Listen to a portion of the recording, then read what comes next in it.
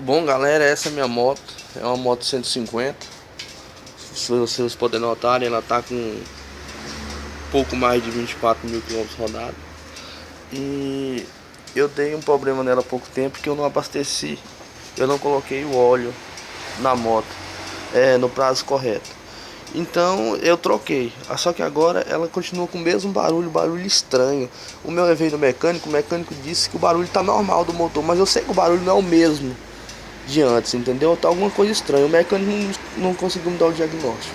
Então eu vou ligar lá pra vocês verem que o barulho dela tá diferente.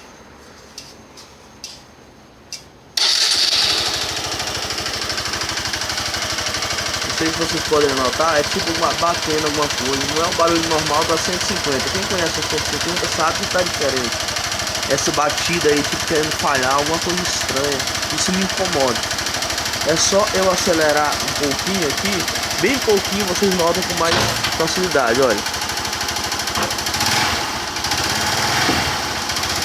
Olha aí, tá vendo? Esse barulhinho, ó.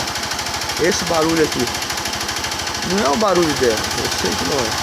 Então, como vocês entendem melhor que eu, antes de eu procurar o mecânico, eu quero que vocês me diagnosticassem. Valeu, pessoal, me ajuda.